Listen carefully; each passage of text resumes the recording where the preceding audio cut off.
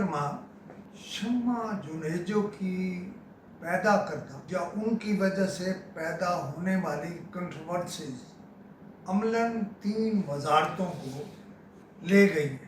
پہلی وزارت تو جناب خواجہ آصف کی وزارت دفاع ہے۔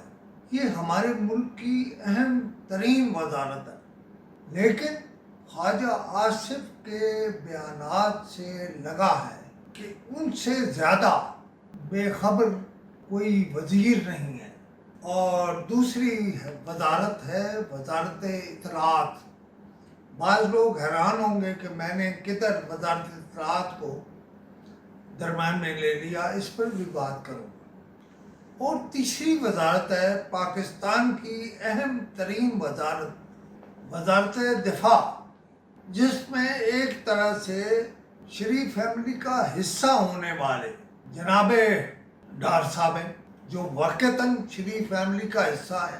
جناب فاطمی صاحب کا کلیم بھی تقریباً یہی ہے۔ اب جس ملک کی 3 اہم ترین وزارتیں بے خبر ہوں، اس بارے میں مجھے کوئی تبصرہ کرنے کی ضرورت نہیں ہے۔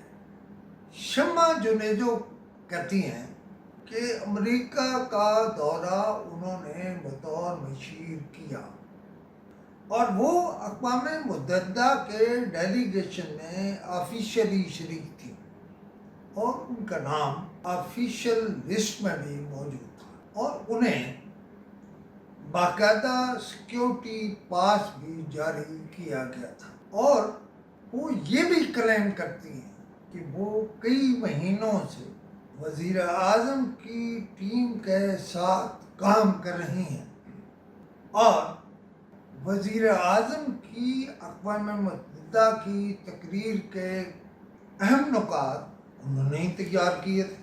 بلکہ یہی نہیں، انہوں نے یہ بات اس طرح کہی کہ وزیر اعظم کے اقوام متحدہ سے خطاب کی ڈرافٹنگ بھی وہی کرتی رہی، بلکہ اس سے آگے، بہت آگے، وہ بل گیٹس سمیت مختلف عالمی رہنماؤں سے ملاقات میں بھی وزیر اعظم کی ٹیم کے ساتھ اسی طرح شریک تھیں کہ اس کی سب سے بڑی گواہی ایئر فورس 1 میں خواجہ آصف کے بالکل پچھلی سیٹ پر ان کا موجود ہونا ہے۔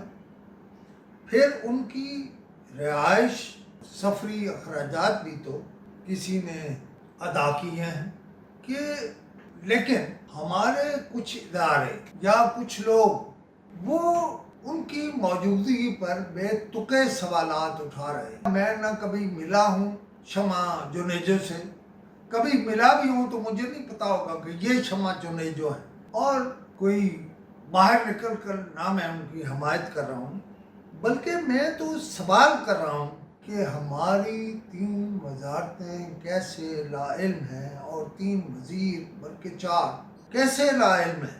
اور شمع جنیجو خود بخود اسپیچ رائٹر کیسے بن گئی ہیں؟ ظاہر ہے ان کی تصاویر اس بات کی دلیل ہیں کہ وہ تھیں اور ہیں۔ اب چلتے ہیں ایک وزارت اطلاعات کی طرف۔ وہ وزیر اعظم کی اسپیچ رائٹر ہیں اور یہ بات تو وزارت اطلاعات آئے گی، جناب PIO بتائیں گے، اور وزیر اعظم کے سوشل یا وہ جو میڈیا ہے اس کے مدرسہ بتائیں گے کہ انہوں نے کس حیثیت میں وفد کے ساتھ سفر کیا۔ اور ایک سوال یہ بھی پیدا ہوگا کہ کیا ان 3 وزارتوں کے موجودہ نظام کے اوپر ایک اور سپرلیٹو ڈگری کا نظام بھی موجود ہے؟ اور خود جناب اسحاق ڈار اور طارق فاطمی صاحب اس ڈیلیگیشن میں تھے اور انہیں کوئی خبر نہ تھی۔ بہرحال شمع جنیجو کی گفتگو سے لگتا ہے کہ وہ ان کی وزارتوں کے سسٹم سے اوپر ہیں یا اوپر سے آئی ہیں، اور کس کی نمائندہ ہے میں بالکل کچھ نہیں کہہ رہا، لیکن وزیر اعظم کے دورے میں جو لوگ ساتھ گئے ان کی کسی نے سیکیورٹی کلیئرنس بھی تو کی ہوگی، اور ایک ایسی خاتون جس کی سیکیورٹی کلیئرنس نہیں تھی ان سب وزارتوں کے بقول، تو وہ وہاں کیسے تھی؟ ہمارے دوست جناب پی آئی او یہ اسپیچ رائٹر کے حوالے سے، اور جناب بدر صاحب یقیناً کوئی بات کہیں گے بدر شہباز صاحب، اور یہ بھی سوال ہوگا، یہ جواب دے گا کوئی کہ یہ شمع جنیجو کو اتنا حوصلہ کس نے دیا؟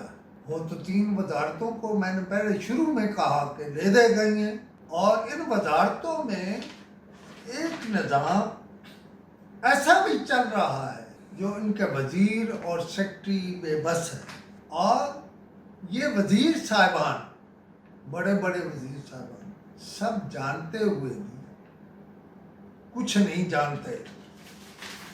میرا یہ سوال بڑا اہم ہے، اور اس کا جواب بھی کوئی تو دے گا۔ اور میں یہ بھی کہوں گا کہ ہاں، اگر آپ یہ کہیں کہ ہر حکومت میں کچھ وزارتوں میں کچھ لوگ ایسے ہیں جو پیچھے رہ کر کام کرتے ہیں، لیکن یہ شمع جنیجو پیچھے رہنے والوں میں نہیں، وہ تو نظر آ رہی ہیں ہر جگہ بیٹھی ہوئی نظر آ رہی ہیں۔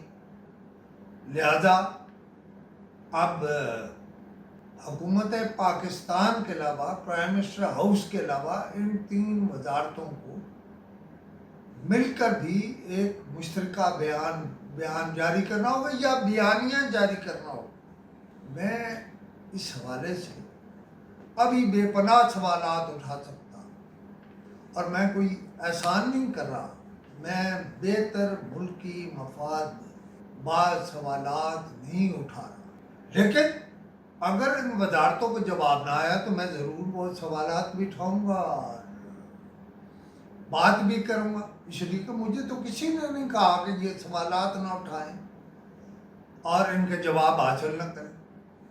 ایک آپ سمجھ رہے ہیں کہ یہ ایک معمولی سی کوشش ہے، اس سے بڑی بڑی کوششیں ہو سکتی ہیں، اور اس کا نقصان یہ ہے کہ وزیر اعظم اور دوسرے تمام ادارے اس کا بے پناہ فائدہ اٹھا سکتے تھے، بڑا خوبصورت بیانیہ دے سکتے تھے، لیکن شمع جنیجو کا تنازع ان سب کو لے گیا ہے